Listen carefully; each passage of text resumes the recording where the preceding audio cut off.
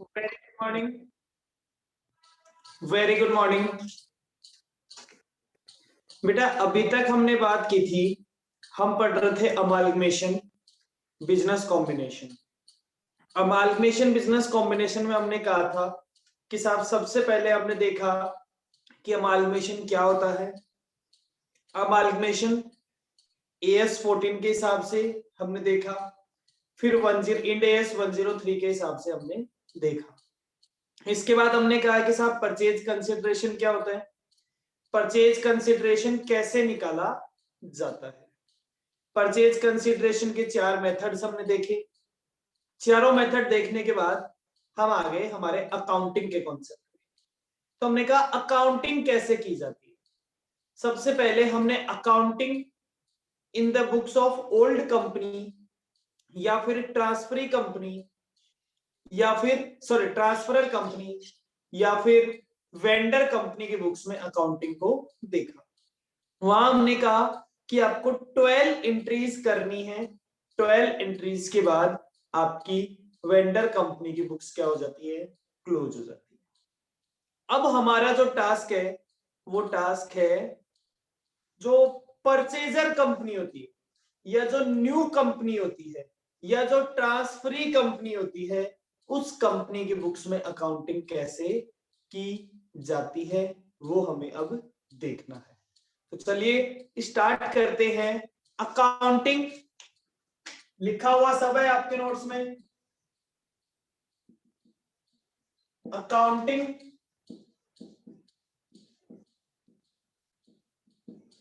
In the books of accounting in the books of transferee company या फिर आप इसे ऐसे बोल सकते हो न्यू कंपनी या फिर आप इसे ऐसे बोल सकते हो परचेजर कंपनी।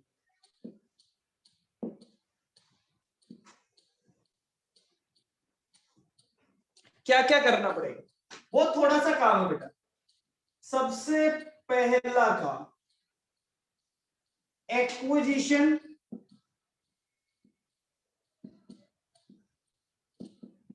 ऑफ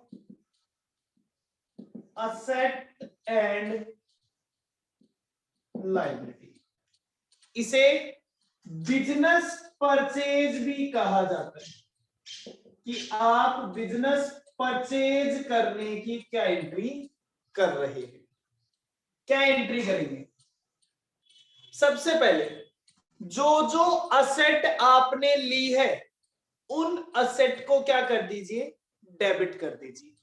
जो जो असेट आपने लिए, जैसे मैंने कहा साहब फिक्स असेट,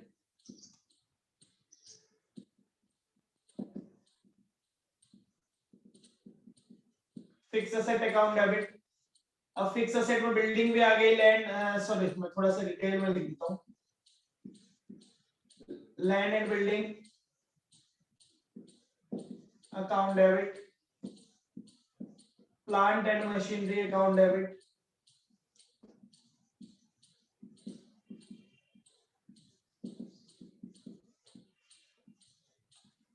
उसके बाद हमने कहा कि साहब कोई इन्वेंट्री है,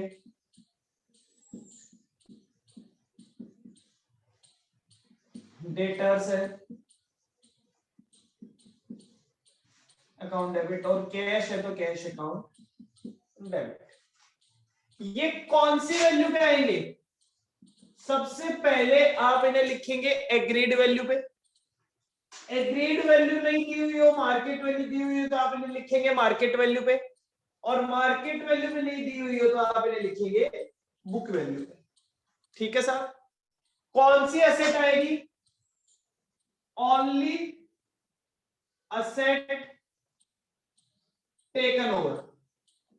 जो जो असेट आपने ली है केवल वो असेट आएगी, उसके अलावा और कोई सी भी असेट नहीं आएगी। इतना लिखने के बाद एक लाइन छोड़ दे, ये लिखने के बाद एक लाइन छोड़ दें और एक लाइन छोड़ के लिखें। क्या लिखेंगे, to liabilities taken over. Liabilities मतलब लोन, डिवेंचर, क्रेडिटर्स एटसेट्रा, और भी कोई हो तो वो भी। ठीक है साहब, इनको कौन सी वैल्यू में लिखेंगे, सेम तरीका। और यहां भी आपको क्या ध्यान में रखना है, कौन सी लायबिलिटी लिखनी है, only liabilities that taken over, केवल वो लायबिलिटी लिखेंगे जो लायबिलिटी आपने ली है। ठीक है साहब, अब देखो सारी असेट आपके पास आ गई, सारी लायबिलिटी आपके पास आ गई, इसके बदले में आप क्या देंगे, इसके बदले में आपको देना पड़ेगा बेटा परचेज कंसिडरेशन। एक बात बताओ, परचेज कंसिडरेशन हम किसे देंगे, हम नई कंपनी की बात करें तो हमें देना पड़ेगा, तो परचेज कंसिडरेशन हम किसे देंगे, परचेज कंसिडरेशन हम देंगे जो आदमी पुरानी कंपनी को हमें बेच रहा है, या हम कहेंगे जो आदमी पुरानी कंपनी को बंद कर रहा है, और दूसरा नाम जो आदमी पुरानी कंपनी को लिक्विडेट कर रहा है उस आदमी को देंगे। तो हम यहां पे लिख देते हैं to liquidator of old company, to liquidator, इसको नाम क्या दिया, to liquidator of old company. Sir इसको और भी कुछ लिख सकते हैं क्या, आप सीधा सीधा भी लिख सकते हो टू कंसिडरेशन, क्योंकि ये अकाउंट अभी ओपन हो रहा है, अगली एंट्री में ये अकाउंट क्लोज हो जाएगा, तो इससे कोई फर्क नहीं पड़ता आप इसका क्या नाम लिखते हैं। ठीक है, आप सीधा कंसिडरेशन भी लिख सकते हैं, वैसे ये ज्यादा बेटर नाम है to liquidator of old company. इसमें अमाउंट कौन सा आएगा, इसमें अमाउंट आएगा परचेज कंसिडरेशन का अमाउंट। ये कौन सा अमाउंट आएगा, ये वही अमाउंट आएगा जो आपने परचेज कंसिडरेशन कैलकुलेट किया था, इसीलिए मैंने कहा था परचेज कंसिडरेशन बहुत इंपॉर्टेंट है। पुरानी कंपनी में देखो 4 एंट्री के बाद सारा काम परचेज कंसिडरेशन से ही चल रहा था, यहाँ पे पहली एंट्री तब हो पाएगी जब परचेज कंसिडरेशन हो, तो जब तक आपके पास परचेज कंसिडरेशन का अमाउंट नहीं है तब तक आप अकाउंटिंग नहीं कर पाएंगे, तो इसलिए परचेज कंसिडरेशन आना बहुत जरूरी। अच्छा ये हो गया सर, अब एक बात बताओ, क्या ये जो एंट्री आपके सामने लिखी हुई है, क्या ये लिखने के बाद ये जरूरी है क्या कि ये एंट्री बैलेंस है, क्या इसका डेबिट साइड और क्रेडिट साइड बराबर है, क्या ये जरूरी है, सोचिए। जो जो असेट हमने ली है हमने लिख दिया, वैल्यू पे लिख दिया, जो जो लायबिलिटी हमने ली है हमने लिख दिया। कंसिडरेशन, कंसिडरेशन देते हैं कंपनी के शेयर होल्डर्स को, तो क्या वो अमाउंट इनके बराबर हो, ये जरूरी है कि इनके डिफरेंस के बराबर हो, नहीं जरूरी, कम या ज्यादा हो सकता है। अब एक बात बताओ, मान लो कंसिडरेशन है वो कम दिया है, कंसिडरेशन जो है वो क्या दिया है साहब, हमें कंसिडरेशन कम देना पड़ा, तो अगर कंसिडरेशन कम देना पड़ा तो हमारे लिए फायदा हुआ या हमारे लिए नुकसान हुआ, मतलब हमारी असेट गई साहब, सॉरी हम असेट लेके आए तो हमारे पास असेट ज्यादा आ गई, लायबिलिटी कम आई, और जो डिफरेंस है वो कंसिडरेशन भी हमने कम पे किया है, कम पे किया है तो हमें फायदा हुआ है नुकसान। भाई आप ये कहो कि सर असेट का टोटल था 100 रुपए, लायबिलिटी का टोटल था 30 रुपए, कंसिडरेशन जो दिया वो दिया 45 रुपीज, तो मैंने कहा साहब sundry asset sundry liability to consideration 45, आपको फायदा हुआ है नुकसान, सर हमें 70 का कंसिडरेशन देना चाहिए था, हमने 45 का कंसिडरेशन दिया, मतलब हमें 25 रुपीज का क्या हो गया, हमें 25 रुपीज का फायदा हो गया। तो जो 25 का फायदा हो गया उसे क्या लिखेंगे, टू गेन ऑन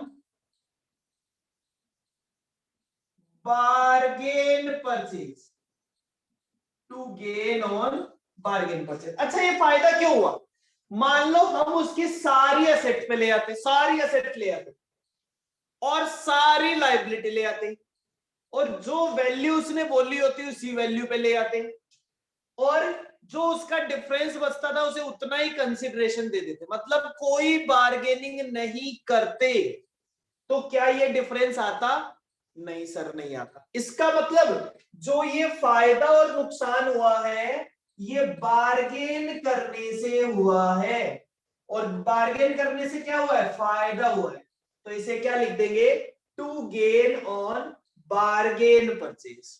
तो मैंने कहा कि साहब यहां पे आप लिख दोगे to gain on bargain purchase. किसमें लिखोगे? बैलेंसिंग फिगर में। कौन से आइटम? Balancing figure. लेकिन एक बात बताओ बेटा, कई बार हो सकता है ना पुरानी कंपनी कह दे नहीं नहीं साहब मुझे तो कम पैसा नहीं चाहिए, मुझे तो ज्यादा चाहिए, हम तो इतना ही पैसा लेंगे। फिर भी हमें अगर फायदा दिख रहा होता है तो हम उस बिजनेस को खरीदने को तैयार हो जाते हैं। जैसे मान लीजिए यही वाला एग्जांपल मैं आगे कंटिन्यू करता हूं, मैंने इसको कंसीडरेशन दिया होता 80 रुपीज, 100 की एसेट आई, 30 की लाइबिलिटी आ गई, मतलब 70 पे करना चाहिए था। अब 70 की जगह आपने 80 पे कर दिया, तो आपने 10 रुपए ज्यादा पे किए। जब किसी का बिजनेस परचेज करते हैं और उसे ज्यादा अमाउंट पे करते हैं और उसे एक्स्ट्रा अमाउंट पे करते हैं, तो मुझे बताइए वो ज्यादा अमाउंट या वो एक्स्ट्रा अमाउंट जो आप पे कर रहे हैं, वो ज्यादा वाला अमाउंट और वो एक्स्ट्रा वाला अमाउंट जो है, वो अमाउंट किस नाम से क्या पे करते हैं? भाई किसी चीज की वैल्यू 10 रुपए है और आप उसे 12 रुपए में खरीदते हैं, तो 2 रुपए किस चीज की ज्यादा पे करते हैं? नॉर्मल मोबाइल जो आता है वो 25,000 में आता है, एप्पल का फोन आप 40,000 में 50,000 में खरीदते हो। क्यों खरीदते हो? क्योंकि एप्पल की गुडविल है। तो वो एक्स्ट्रा पैसा हम किस नाम के लिए देते हैं? वो एक्स्ट्रा पैसा हम देते हैं साहब गुडविल के नाम का। ये भी क्या आएगा? Balancing figure. तो अगर डेबिट में बैलेंसिंग फिगर आए तो गुडविल, क्रेडिट में बैलेंसिंग फिगर आए तो कैपिटल रिजर्व। डेबिट में बैलेंसिंग फिगर आए तो गुडविल, क्रेडिट में क्या बैलेंसिंग फिगर आए तो to gain on bargain purchase. समझ गए? क्लियर है सभी को ये बात? जल्दी से बता दीजिए। तो ये होती है सबसे पहली। इसमें देखो जो जो एसेट आनी थी आ गई, जो जो लाइबिलिटी आनी थी आ गई, परचेज कंसिडरेशन जितना देना था उतना ड्यू हो गया, और जो डिफरेंस आया उसे हमने या तो गेन ऑन बार्गेन परचेज कह दिया या हमने उसे गुडविल कह दिया। क्लियर? चलिए साहब, okay. Entry number 2, second entry पे आते हैं। सेकंड एंट्री आपको क्या कहती है?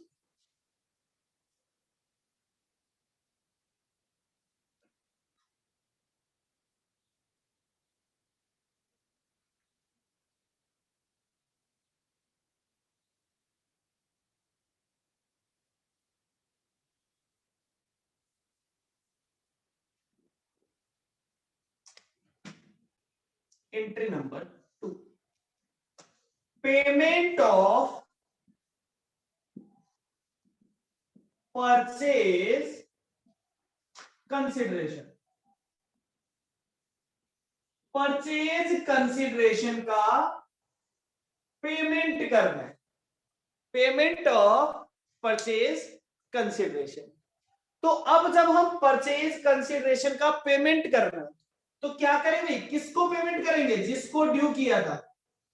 तो पहले हमने liquidator of old company account, इसलिए मैं कहता हूं कि ये लिखना चाहिए। बाकी आप कंसिडरेशन लिख देते हैं तो भी कोई गलती नहीं है, लेकिन ये ज्यादा बेटर होता है कि जिस आदमी को आप पेमेंट कर रहे हो वो कोई होना तो चाहिए। तो liquidator of old company account debit to, आप इसे पेमेंट करने के लिए क्या देंगे? सोच के देखिए, जब आप पुरानी कंपनी में थे और आपको परचेज कंसिडरेशन मिलता था तो आप ये कहते थे equity share in new company, preference share in new company, other securities in new company और कैश। तो ये तो देने वाला है, तो ये क्या लिखेगा, टू इक्विटी शेयर। अच्छा, ये अपने यहां पे ऐसा लिखेगा कि equity share in new company, ये तो खुद शेयर देने वाला है, खुद के शेयर देने वाला है, तो ये क्या लिखेगा, इक्विटी शेयर कैपिटल।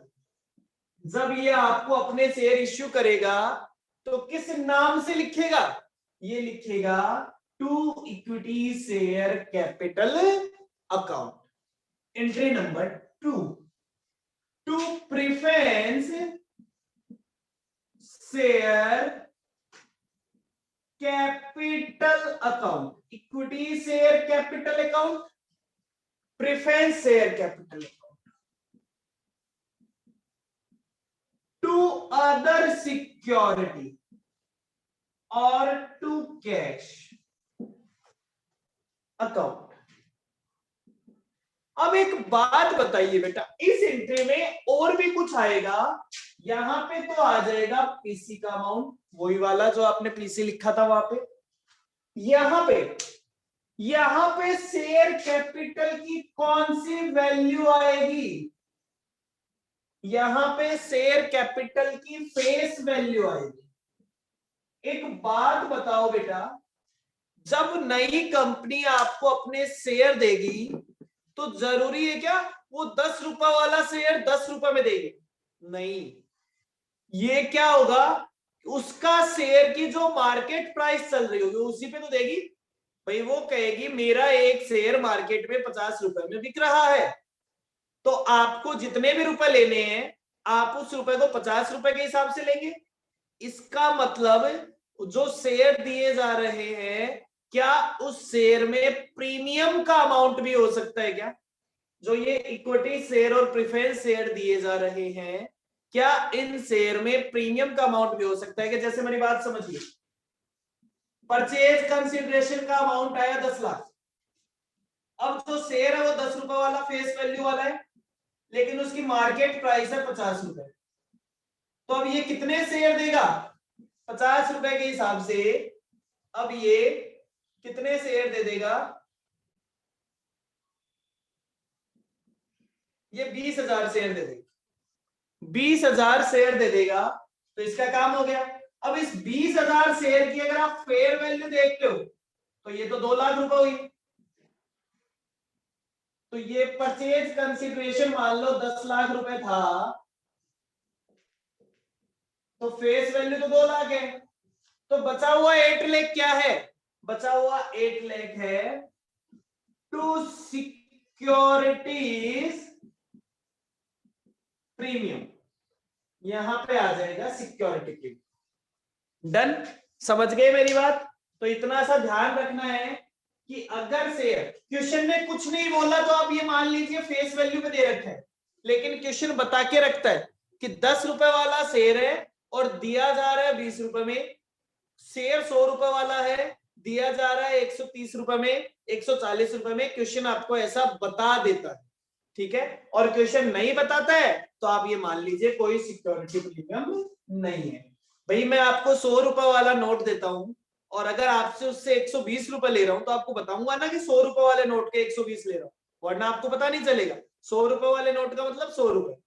तो अगर कोई भी प्रीमियम का अमाउंट होगा तो वो आपको क्वेश्चन में बताया जाएगा।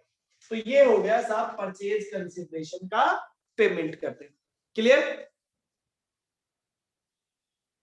जल्दी से बताइए यस नो, यहां तक सभी को क्लियर है या नहीं है?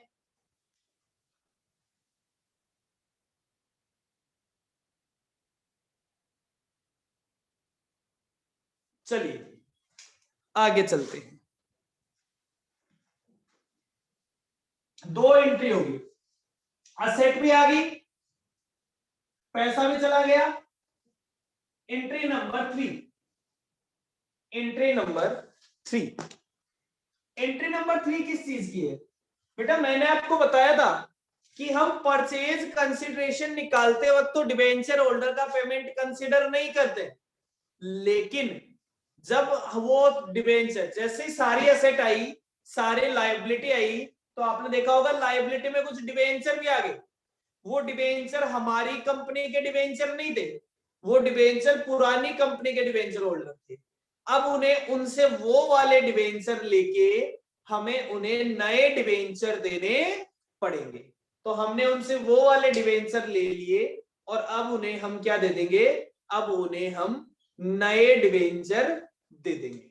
चलिए साहब कैसे लिखे, तो हमने कहा जो पुरानी कंपनी में डिबेंचर आए थे उनको हमने क्रेडिट किया था, तो हम कहते हैं कन्वर्जन ऑफ, इसे पेमेंट ना बोल के क्या कहते हैं, कन्वर्जन ऑफ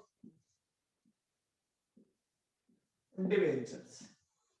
डिबेंचर्स के कन्वर्जन, कुछ लोग इसे पेमेंट में लिख देते हैं, तो पेमेंट या कन्वर्जन ऑफ डिबेंचर्स। ठीक है साहब, क्या बोलेंगे, dot dot dot percent debenture account debit. तो पुरानी कंपनी में जितने रुपए के डिबेंचर थे उन्हें आप दे देंगे 2। कई बार तो वो कहते हैं पहले हम 8% वाले थे अब 9% वाले दे दो, खत्म। तो हमने कहा 2 dot dot percent debenture account debit. अब वही वाली प्रॉब्लम, मान लो बेटा पहले ये डिबेंचर थे 100 रुपए की और अब आप उन्हें नए डिबेंचर दे रहे हो 110 की, तो आपको फायदा हुआ या नुकसान? पहले डिबेंचर थे 100 रुपए के, अब जो आप इन्हें नए डिबेंचर दे रहे हो वो दे रहे हो 110 रुपए के, तो फायदा हुआ या नुकसान? नुकसान हो गया।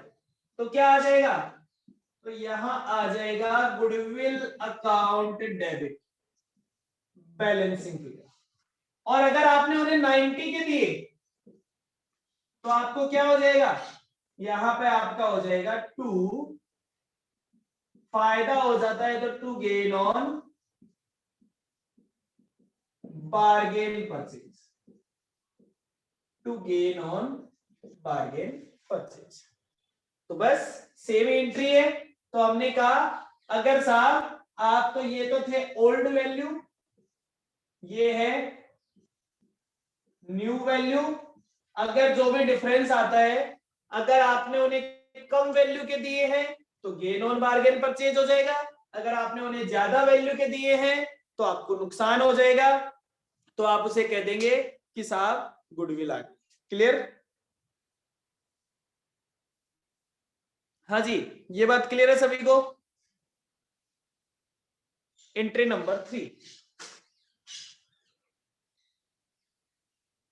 ये जरूरी नहीं है हर क्वेश्चन में होगा, जिस क्वेश्चन में कह रखा हो वहीं पे देखो, पहली दोनों एंट्री हर क्वेश्चन में होगी, असेट आने की, कंसिडरेशन जाने की, वो दोनों एंट्रियां आपको हर क्वेश्चन में करनी पड़ेगी। थर्ड वाली एंट्री हर क्वेश्चन में जरूरी नहीं है, जिस क्वेश्चन में डिबेंचर होगा, जिस क्वेश्चन में कन्वर्जन बता रखा होगा उस क्वेश्चन में करनी है, जिस क्वेश्चन में नहीं बोल रखा उस क्वेश्चन में कुछ भी नहीं करना। एंट्री नंबर 4, एंट्री नंबर 4 किस चीज की होती है बेटा? एंट्री नंबर 4 होती है म्यूचुअल डेप्ट कैंसिलेशन। एंट्री नंबर 4 होती है म्यूचुअल डेप्ट कैंसिलेशन। म्यूचुअल डेप्ट कैंसिलेशन का मतलब क्या है? एक बात बताइए बेटा, समझना इस बात को। एक कंपनी थी पुरानी कंपनी जिसका नाम था ए लिमिटेड, एक और कंपनी थी बी लिमिटेड। अब ए लिमिटेड आके मर्ज हो गई साहब बी लिमिटेड में, तो बी लिमिटेड हमारे लिए हो गई नई कंपनी। अब थोड़े टाइम पहले क्या हुआ था, ए लिमिटेड ने कुछ परचेज किया था, और परचेज किस पे किया था? क्रेडिट पे किया था। बी लिमिटेड ने क्या किया था? सेल किया था। मतलब ए लिमिटेड ने परचेज किया, बी लिमिटेड ने सेल किया। ए लिमिटेड ने किससे परचेज किया? बी लिमिटेड से परचेज किया और बी लिमिटेड ने सेल किया। तो ए लिमिटेड ने अपने यहां पे क्या लिखा होगा? क्रेडिटर लिखा होगा। और बी लिमिटेड ने अपने यहां पे डेटर अकाउंट बनाया होगा, इसने इस क्रेडिटर में लिखा होगा बी लिमिटेड, इसने इस डेटर में लिखा होगा ए लिमिटेड। समझ गए मेरी बात? दोबारा से समझ लो। ए लिमिटेड ने बी लिमिटेड से कोई माल खरीदा है उधार में, तो ए लिमिटेड ने अपने यहां पे लिखा होगा क्रेडिटर किसको? बी लिमिटेड को। बी लिमिटेड ने अपने यहां पे डेटर लिखा होगा ए लिमिटेड। ठीक है सर, दोनों अलग अलग एंटिटी है, दोनों ने लिख रखा है, कोई दिक्कत नहीं। अब थोड़े दिन बाद ए लिमिटेड जाके मर्ज हो गया बी लिमिटेड, मतलब ए लिमिटेड की सारी एसेट और ए लिमिटेड की लायबिलिटी यहां से उठ के चली गई यहां पे। अब ये क्रेडिटर अकाउंट है जो पहले ए लिमिटेड में लिखा हुआ था, ये क्रेडिटर अकाउंट भी कहां चला गया? अगर नहीं लेता है तो कोई बात नहीं है, अगर लिया होगा तो ये क्रेडिटर अकाउंट भी कहां चला गया? यहां पे चला गया। ठीक है सर, मतलब अब बी लिमिटेड की बुक्स में जब बी लिमिटेड की बैलेंस शीट बनाएंगे तो उसके क्रेडिटर में ये वाले क्रेडिटर में जुड़ जाएंगे। तो बी लिमिटेड में अपने जो क्रेडिटर लिख रखे हैं उसमें एक नाम लिख रखा है, क्या लिख रखा है? B limited. पहले ये क्रेडिटर लिखे हुए थे ए के यहां पे, तो ए कहता था मुझे बी लिमिटेड से पैसा लेना है। अब ये क्रेडिटर यहां से चले गए यहां पे, तो अब क्या करे? अब बी लिमिटेड कहता है मुझे बी लिमिटेड से पैसा लेना है, क्या ये पैसा लेने की जरूरत है क्या? फिर बी लिमिटेड कहता है मुझे ए लिमिटेड को पैसा देना है, वो कहता है अब ए लिमिटेड नाम का तो कोई है ही नहीं, मतलब ए लिमिटेड अब मैं ही हूं, बी लिमिटेड भी मैं ही खुद ही हूं, मतलब वो कह रहा है मुझे खुद से पैसा लेना है, मुझे खुद को पैसा देना है, मुझे खुद से पैसा लेना है, मुझे खुद को पैसा देना है, क्योंकि बी लिमिटेड अब चेंज होके ए लिमिटेड होगी। तो एक बात बताइए, क्या ये लेना और देने की जरूरत पड़ेगी क्या? ये डेटर और क्रेडिटर आपस में क्या कर देने चाहिए? ये डेटर और क्रेडिटर आपस में कैंसिल कर देने चाहिए। ठीक है, तो इस डेटर और क्रेडिटर को आपस में क्या कर दिया जाएगा? कैंसिल कर दिया जाएगा। तो मेरी बात ध्यान से सुन लीजिए। अच्छा एक बात बताओ, डेटर क्रेडिटर की जगह मैं बोल देता कि इन्होंने एक दूसरे से या एक ने दूसरे से लोन ले रखा है, तो वो लोन भी वहां चला जाता, फिर खुद को ही लोन का पैसा देना है, खुद को ही लोन का पैसा लेना है। अगर ये बिल्स रिसीवेबल और बिल्स पेएबल होते तो भी वही बात होती, तो इनको आपस में क्या कर दिया जाएगा? कैंसिल कर दिया जाएगा। मतलब हम डेटर में से भी कम कर देंगे, हम क्रेडिटर में से भी कम कर देंगे। सर कैसे करेंगे एंट्री तो समझाओ। तो एक बात समझो बेटा, अगर क्रेडिटर का पैसा कम करना है तो क्रेडिटर को क्या करना पड़ेगा? डेबिट करना पड़ेगा, क्रेडिटर्स अकाउंट डेबिट। डेटर का पैसा कम करना है तो टू डेटर्स अकाउंट, और कौन से अमाउंट से किया जाएगा? जो कि म्यूचुअल अमाउंट है, म्यूचुअल अमाउंट मतलब एक दूसरे से लेना देना है, उस अमाउंट से किया जाएगा। इसी तरह ये लोन भी हो सकता है, तो लोन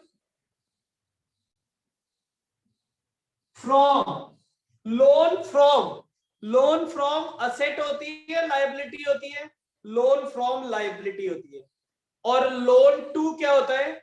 असेट होता है। तो हमने कहा loan from account debit to loan to account.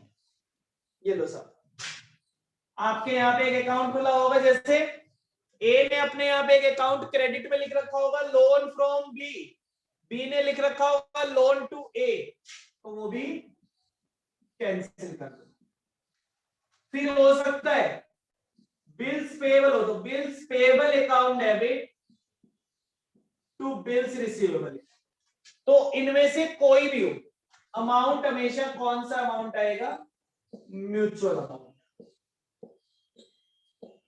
ये लीजिए sir,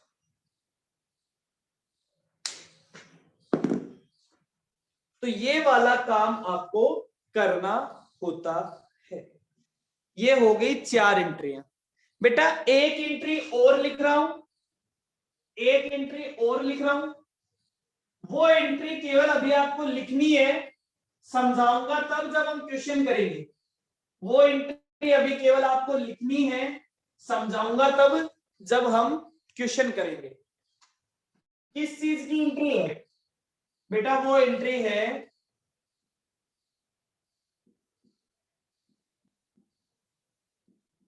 unrealised profit. Unrealised profit to inventory या फिर स्टॉक बोल दीजिए, और डेबिट में क्या आ जाएगा, goodwill account debit. Goodwill account debit to inventory कौन से अमाउंट से होगी,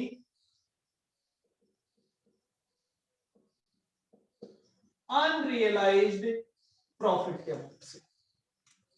आप सभी अनरियलाइज्ड प्रॉफिट का मतलब जानते हैं, आप सभी लोग अनरियलाइज्ड प्रॉफिट का मतलब जानते हैं। अनरियलाइज्ड प्रॉफिट का मतलब क्या होता है, थोड़ा सा समझा रहा हूं। अनरियलाइज्ड प्रॉफिट का मीनिंग क्या है, अनरियलाइज्ड प्रॉफिट का मीनिंग है कि साहब जैसे समझना ए लिमिटेड और बी लिमिटेड है, जो बात हम अभी कर रहे थे। ए लिमिटेड ने बी लिमिटेड से कुछ माल परचेज किया, बी लिमिटेड ने सेल किया। अब इस माल की वैल्यू थी, कॉस्ट थी 1 लाख, इसने ये माल इसको बेचा 1,20,000, तो इसमें तो 20,000 का प्रॉफिट जुड़ा हुआ है। अब होगा क्या, ये जो इसके स्टॉक में लिखा हुआ है, ये स्टॉक उसके यहां से यहां पे आ जाएगा, और कितने पे आएगा, 1,20,000 पे। तो ये कहता है साहब, बी लिमिटेड कहता है ये माल जब मेरे यहां पे पड़ा था तो 1 लाख का, मेरे यहां से आपके पास गया 20,000, फिर ये वापस मेरे पास आ गया 1,20 पे। मतलब इस स्टॉक में मेरा खुद का ही प्रॉफिट जुड़ा हुआ है। इस 1,20,000 में 20,000 तो मेरा खुद का ही प्रॉफिट जुड़ा हुआ है। तो मेरा खुद का ही प्रॉफिट जुड़ा हुआ है, मतलब मुझे उस प्रॉफिट को क्या करना पड़ेगा, मुझे उस प्रॉफिट को कम करना पड़ेगा। तो उसे अपने स्टॉक में से हटा देता है, और कम कहां से करेगा भैया, किसकी वजह से कम हुआ है, गुडविल की वजह से, क्योंकि बिजनेस को परचेज किया है। अगर ये इसके बिजनेस को परचेज नहीं करता तो इस बात से कोई भी फर्क नहीं पड़ता। क्लियर, समझ गए। तो ये वाला काम था बेटा नई कंपनी में एंट्रीज करने का। ये जरूरी नहीं है, देखो पहली 2 एंट्री हर क्वेश्चन में होगी, उसके बाद वाली जो 3 एंट्री की है वो किसी क्वेश्चन में हो सकती है, किसी क्वेश्चन में ना हो। ऐसा कोई जरूरी नहीं है कि ये बाद वाली एंट्रियां हर क्वेश्चन में होगी। ठीक है, क्लियर। तो आज के लिए इतना ही। कल से हमारे इसके क्वेश्चंस स्टार्ट हो जाएंगे।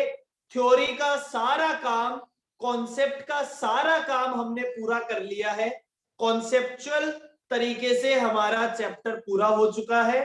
अब हमें केवल इसकी प्रैक्टिस करनी बाकी है, क्वेश्चंस की प्रैक्टिस करनी बाकी है। जब हम क्वेश्चंस की प्रैक्टिस करेंगे तो कुछ नई नई बातें हमारे पास और आती रहेगी, उन्हें हम उस क्वेश्चन के साथ में नोट करते रहेंगे। तो इतना काम आपका हो गया। वो इंपॉर्टेंट चीजें होगी जिसमें क्वेश्चन के हिसाब से हमें कुछ और करना पड़ेगा, तो वो हम उस क्वेश्चन के हिसाब से लिखते रहेंगे। क्लियर, पक्का। चलिए, तो आज के लिए इतना ही। Thank you so much, bye bye, take care, be safe, stay safe. Okay.